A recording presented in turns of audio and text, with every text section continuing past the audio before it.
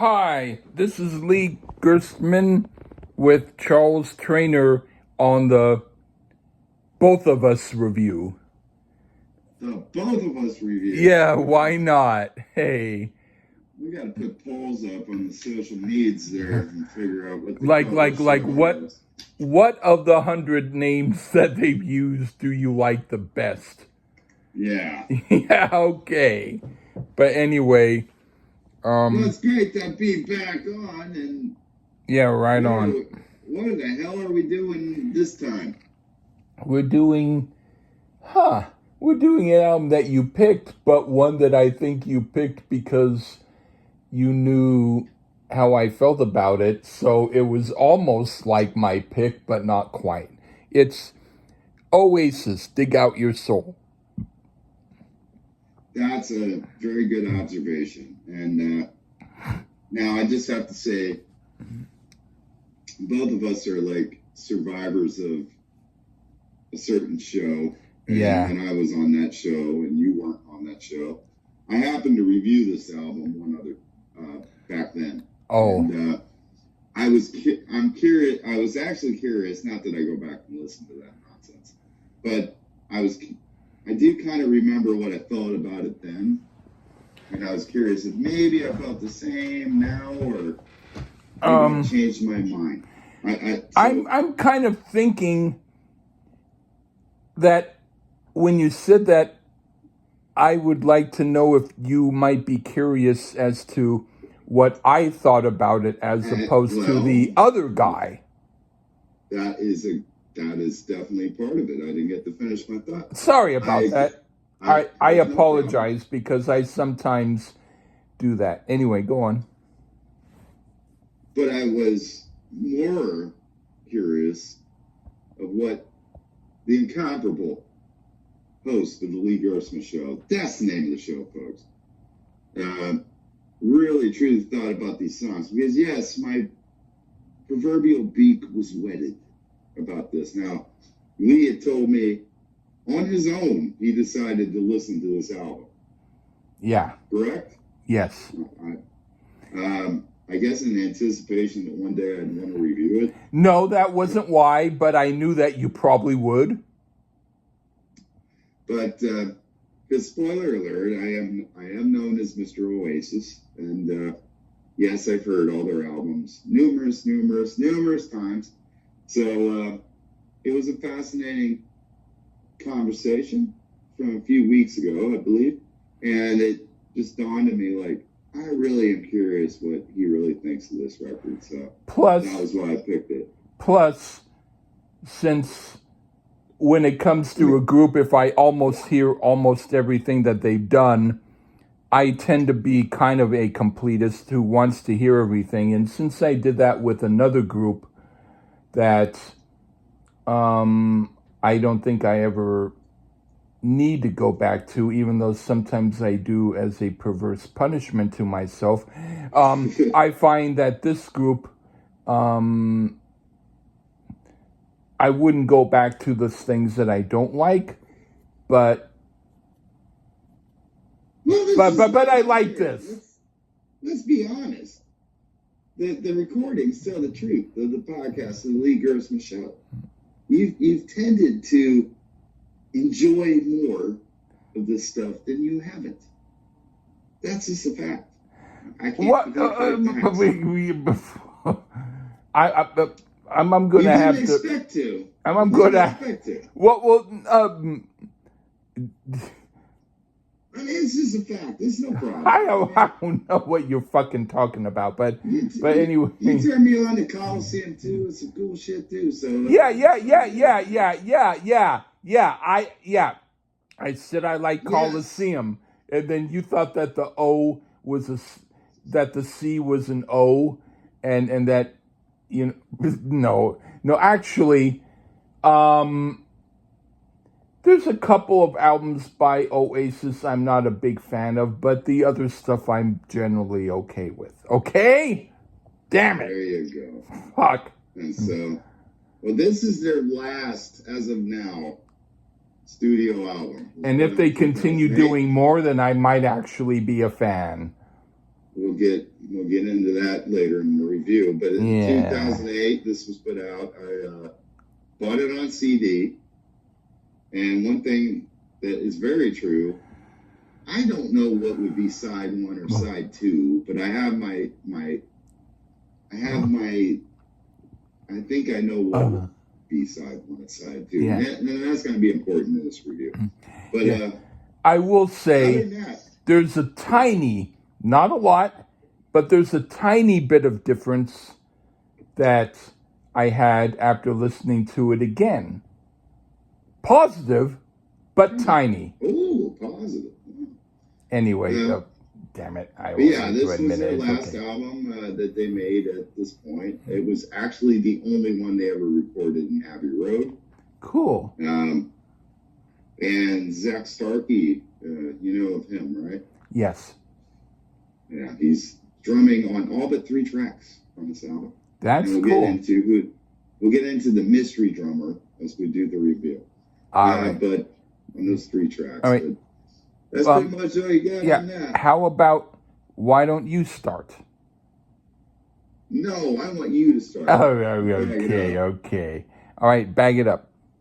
Various songs of theirs might start like this one does, with some cool stuff, but then a lot of times they bring the song in another direction and ruin it. This time, they didn't ruin it. It seems as if their past work is behind them, and they're going in a better direction. And this is the first of a lot of songs on this album that are like that. This is cool. What do you think? One thing that is good as you get into the song, and this theme runs through like the first 3 songs for sure, there's a nod to the next song. I don't know if it was on purpose. Like I see that now. Yeah, and the reference is "Turn the Light on the Choir" as a lyric, and which will be featured in the next song, a choir. And even it wasn't, hey, no, I came up with that, so give me credit. That's cool. Great guitar riff throughout. Liam sings this one rather well. Another interesting point is Noel Gallagher plays the drums on this song. That's cool. So I guess he can do that as well. They sound pretty kick-ass to me. Right on. This one smokes, actually. Great opening track. Right on. What do you think of The Turning? The first track to feature Mr. Zach Starkey on drums, and maybe I'm the only one holding out hope here, but for this reunion they have, I'd love for him to be back with them. But we'll see. We'll see who the hell they got from it. If Liam sounded great on Bag It Up, he kicks it up even more here. To think Oasis hired an actual for quite a few pounds, I might add, to become all. You gotta love Noel Gallagher. The chorus is so thunderous, and the rest of the next song is Rapture Takes Me.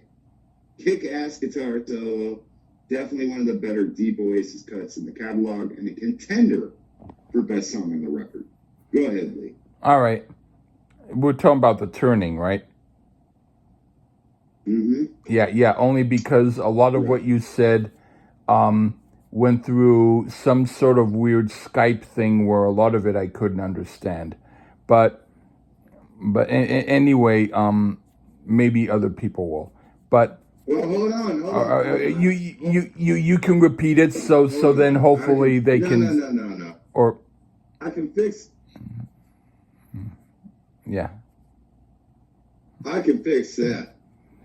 All right. I can fix that. You hear me clear now? Yes. You hear me clear now? Yes. All right. I'll say it again. The first track to feature Zach Starkey. And like I said, I'm holding out hope he comes back for the reunion, but I don't know. We'll see. If Liam sounded great on Bag It Up, he kicks it up even more here. To think Oasis hired an actual professional choir for quite a few pounds, I might add, to just sing Come On. Man, you gotta love Noel Gallagher's grandiosity. The chorus is thunderous. The reference to the next song is When the Rapture Takes Me. Kick-ass guitar solo. Definitely one of the better deep Oasis cuts in their catalog, and a contender for the best song on the record. Right on. I'm glad I mentioned some because I could hear you right on.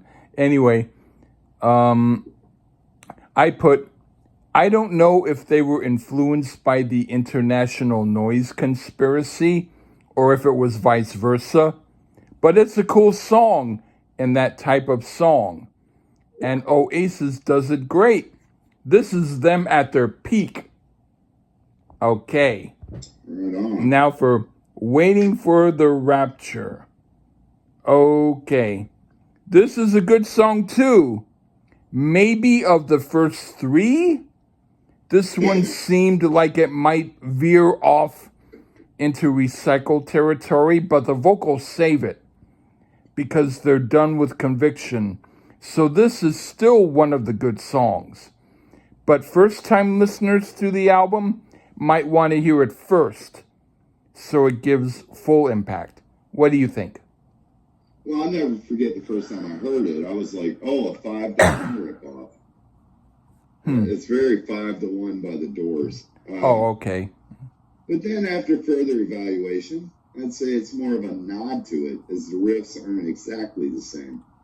But Noel does a real good job of repackaging songs. Also features Noel on them vocals and drums again. Lyrically, pretty much any woman in the world would want to hear someone sing about them in this way, guaranteed. We're still cooking here. Another kick-ass song, and it rocks pretty damn hard. Right on. What do you think of The Shock of the Lightning? Well, it was one of 3 singles from the album, and the lead single with that. And even though Noel, on the few songs he drums on, he does it admirably. Oh, the difference with Zach Starkey here. Kind of makes sense too, as the breakdown has a bit of a Who feel to it. And being he is their drummer now, he provides one of the best drum solo breaks on Oasis, on any Oasis song, period. Controlled chaos. The guitar riff is just relentless, and Liam sings this very, very well. Another excellent song. Are we on the way to a perfect album? Your witness, Lee. We'll find out. Anyway, if they had started their career with songs like this, they might have been one of my favorite bands from that time. This is the type of stuff that the Oasis does that I like. Forget about that Morning Glory or Definitely Maybe crap. Here is where they shine, and I dig it. All right. Now for I'm Out of Time. All right. This isn't a bad song. I can imagine it working on an album by another artist like Vanessa Carlton or even Nelly Furtado. And it would work on an earlier Oasis album, like either their first or second. And it doesn't not work here, but flow-wise, it doesn't fit. I wouldn't put it purposefully on if I were to listen to Oasis. But if it came on at a party, I wouldn't leave the room either. It's more for extreme Oasis fans than me. What do you think? It's our first Liam Gallagher pen song. All the previous songs were Noel songs. Also our first ballad on the album. And this one I've dug from the first moment I've heard it and haven't changed my stance after this listen. Definitely has a mid-70s Lennon solo era vibe here. And Liam, again, sounds fantastic on it. Matter of fact, in the chorus, he is rather divine sounding. And no, I'm not in love with him. I don't think that they missed out on the irony of sounding very Lennon-esque, because there's a little soundbite at the end of the song with John Lennon talking about something. It's kind of hard to understand him, but you definitely know it's him. It was the second single on the album, and I think it's one of the better songs that Liam brought to the band. Right on. What do you think of Get Off Your High Horse, Lady? Well, all good things must come to an end. I mean, this is far from the worst song they've ever done, which, by the way, fuckers out there, see, I can be fucking objective. It's not the worst song they've ever done. There's going to be a few coming up that are far worse, but this one just comes across as lazy to me for some reason. And this is a Noel song. And I know for a fact he can come up with something better than this. It's not a total miss. I do like some of the production choices, but it just can't save it for me as far as the type of thing I'd go for with my Oasis. So this one came off to me as mediocre at best. Okay, they take the song High Heel Sneakers and totally transform it in a way that is close to genius. Put on your high heel sneakers, get off your high horse lady, and they change some of the chords and make it into an English rock thing. And I really like it. This is where Oasis shines. They did a boss job. All right. Oh, you like it better than me. Yes. All right. Yeah, I do. And I'll put on that dress and say I fit in it better than you, buddy. Right. Anyway. Oops. Anyway, next song is Falling Down. Great song. My slight issue with it is not in the song itself, because it's great. But even though it works on this album, it sounds slightly like it's more of a Noel Gallagher and High Flying Birds track. In that sense, I'm Out of Time works better because it sounds like an Oasis song. But still, this is clearly a better song for this album than I'm Out of Time. I think my issue with it is it sounds like Noel is looking to what he would do later. And this would be like the equivalent of a Paul tune where he did all the instruments on the White Album. Still, I'm not knocking it. But it's working slightly less great than the others on here because of the attitude I sense from it. What do you think? To me, best song on the record. By a long margin, in my estimation. And interestingly enough, I didn't always feel that way. This song was, well, I don't want to say it was a grower, it just hit me. You know, sometimes there's growers and then there's ones where you're like, but then it just hit me how great it is. This was the third and final single from the record.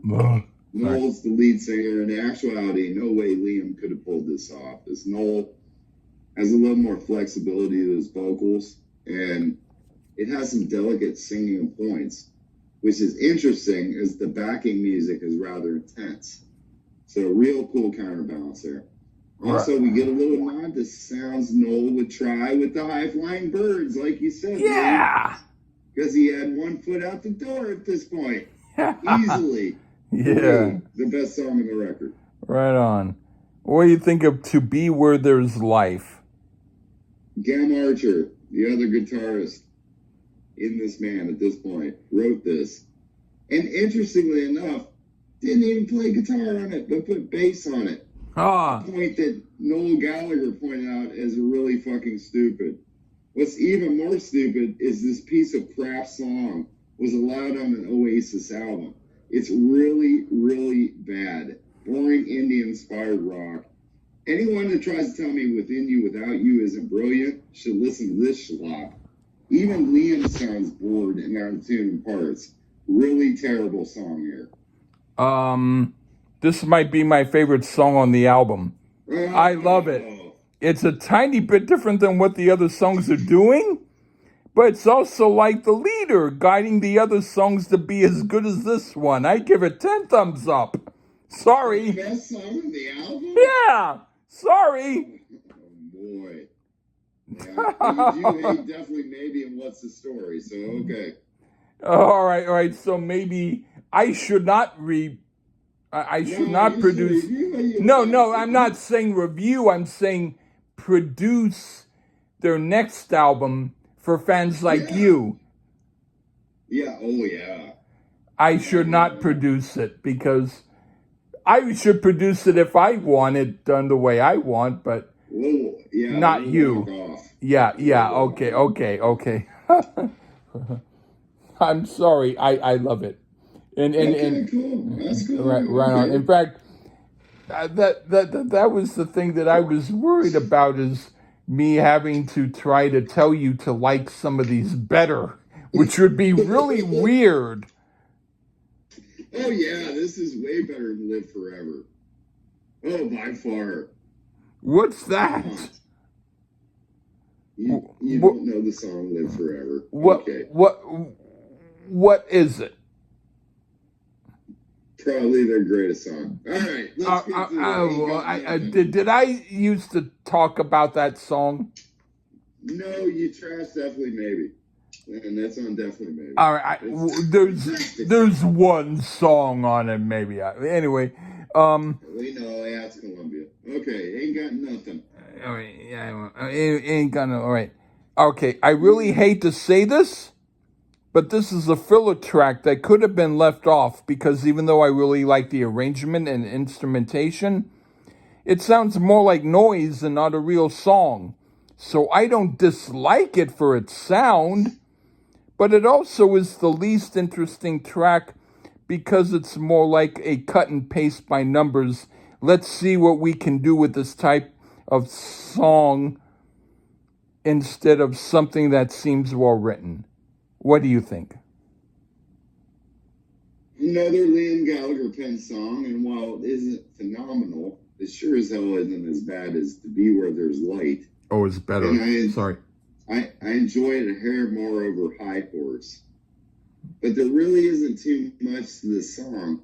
Rather short. Just have a few decent moments, and I enjoy the drumming on it quite a bit. But it's just filler, so we basically agree. Other than it's better than To Be Where It's Light. Oh. We don't agree there. Okay. Well, I'm too drunk to care. Anyway, what do you think of the nature of reality? Song provided by Andy Bell, who was typically the bass player at this point. And congrats to him for the worst song on the record. This makes To Be Where There's Light sound like a great song. It reminds me of Bad In Excess. Well, actually, I'm not sure if there are too many good In Excess songs. Well, none of theirs can be as bad as this. I really hate the guitar riff. It's so lame. And that's the problem with this song. It's just totally and utterly lame and try hard. So no wonder Noel exited after this record. And if you want to hear more sounds like this, check out the band BDI, which is Oasis minus Noel.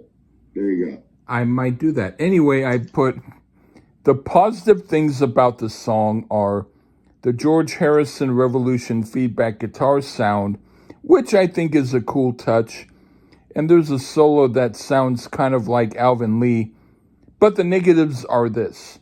As much as I liked it on first listen, sounds more like a filler track, as if they were tired by this point when they recorded it.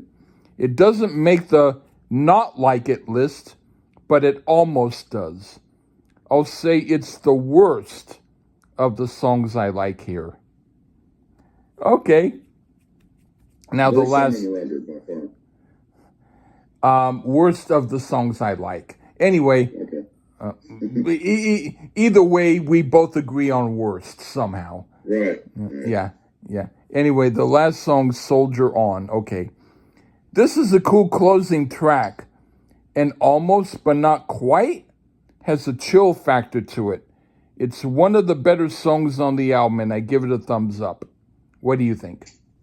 Well, we go out with a Liam song again here, and it kind of sounds like a mid-70s Lennon-type solo song. It's far from the worst on the record. I'd say it could have been maybe Liam's second best on the record. I guess Noel drummed here again, because I'm thinking after Nature of Reality, Zach Starkey said, fuck this shit. Another slightly mediocre song, but not as bad as the two turds the other band members came up with. But not really sure. I will say this, though. I'm not really sure if I'd have closed a record with this. I'd have maybe flip-flopped it with Ain't Got Nothing, that song, to go out here, because that was a bit more energetic, and this is slightly plodding. But I do continue to hope that the reunited Oasis make another record. As this album, while not completely bad, and I would say more good than bad, I would hate, though, that this is the last one to complete their legacy. This isn't the one they'll go out on. And there is a real chance because they're talking about putting out a new album. However, before you get upset at me, Lee, I appreciate it. I'm not upset. But I've listened to every Oasis album 92,000 fucking times. So it's hard for me to change my mind. But I like What's the Story is my favorite. And then Standing on the Shoulder of Giants was reviewed. Check the archives. And I do like that one. I love that. So you don't have to tell people that. I just did. Poopy, poopy, poo, poo. And that one's not my favorite by far, but there are some people that think it's their favorite. I enjoy Definitely Maybe. But if you don't enjoy Definitely Maybe or What's the Story, then maybe you won't like Dig Out Your Soul. But Lee did. That's cool. And for the record, folks, he's liked more of their stuff than he thought he would. So there you go.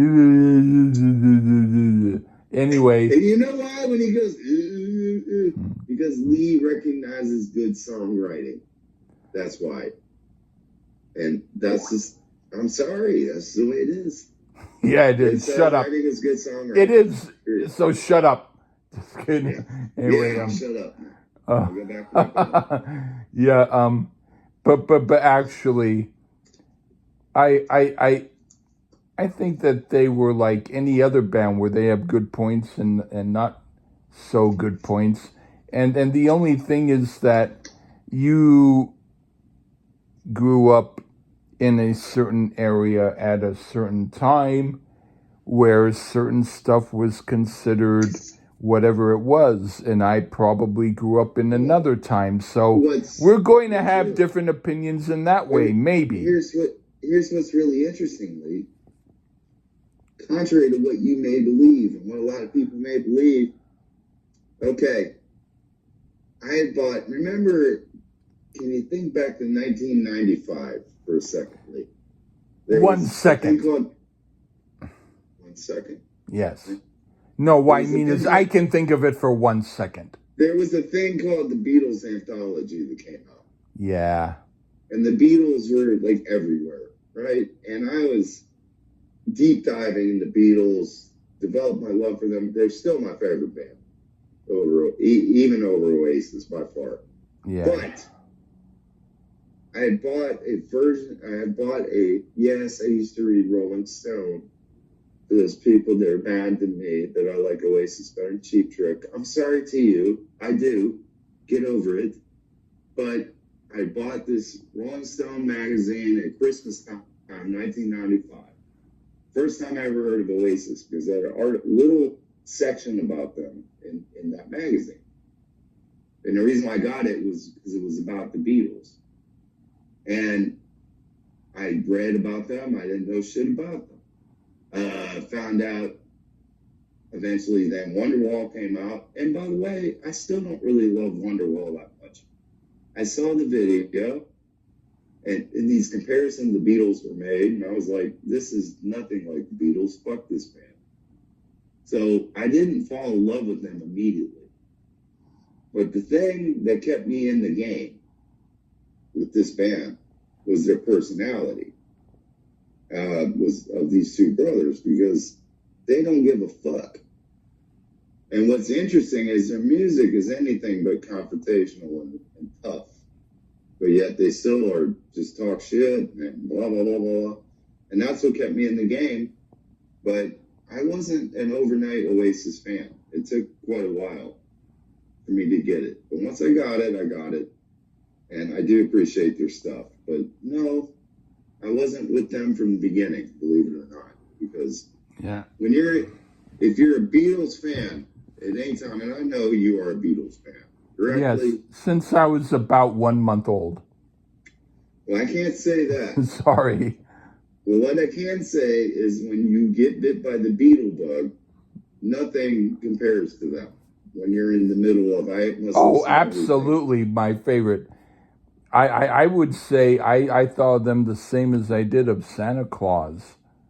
Exactly. But what's ironic is, to this day, I hear people that won't even give them the time of day and listen to them to be like, I just listen to the Beatles. Actually, there's only a few songs that you can get a Beatles reference from. Noel Gallagher took stuff from the Kinks and the Faces and all kinds of on this album, 5 to 1, the Doors, all these different bands. Yeah. And yes, he was open about, I repackaged a lot of these songs so the kids would look into this great music that I know. And they should know. And that's pretty cool. And like you said, and now the High Flying Birds, we reviewed those. We reviewed every one of those. Huh. And we both agreed on Who Built the Moon, about it was a little, but the other ones you enjoyed. Liam stuff, you're kind of hit and miss. And I feel the same way. But I was not this, from day one, fan of theirs because I was a Beatles fan. But once you really listen to their stuff, there's only a couple, one or two here and there that's Beatles. They just did their own thing. And a lot of times it was a positive message, which was countered the grunge thing where we should go slit our wrists, which is a wonderful thing, in my opinion. There you go. Yeah. So, I don't know what I'm going to say because I'm drunk. So, thank you, Mr. Thank you. Shove it up my ears so that I like it. Guy. Cheese sucker and gravy boat. Yeah. But this was another Lee Gerstmann approved Oasis Noel Gallagher fucking thing. There you go. Yeah. I was happy to do. I was happy to do it. I'm happy to do it too. I also wanted to prove the world that I can be objective. And critical of a band I love. And I want people to know that my opinion of this album, I think people should listen to me more because I have a better opinion of it. You know, I think they should too. Yeah, because you like, you know what? I think it's really weird when I like the best stuff from a group and you don't. I'm sorry. That's irrelevant because Champagne Supernova, there's no song like that. Oh, I don't like that. There's no Live Forever, which you don't even know the song. I'm going to guess I don't like it either. I reviewed it, I just don't remember it. And there's no Cigarettes and Alcohol. And I like that. And I like that. Okay, I like them. All right, shut up. Right. I like them. Just kidding. Lee Gerstmann. All right. Gives a seal of approval to Noel Gallagher and Oasis. Yeah. Okay. So send hate tweets at him, not just me. Yeah. I want to hear your hate tweets. Sorry that Cheap Trick is generic and pedantic. All right. All right. Let's wrap it up. Take care, everybody. Bye-bye.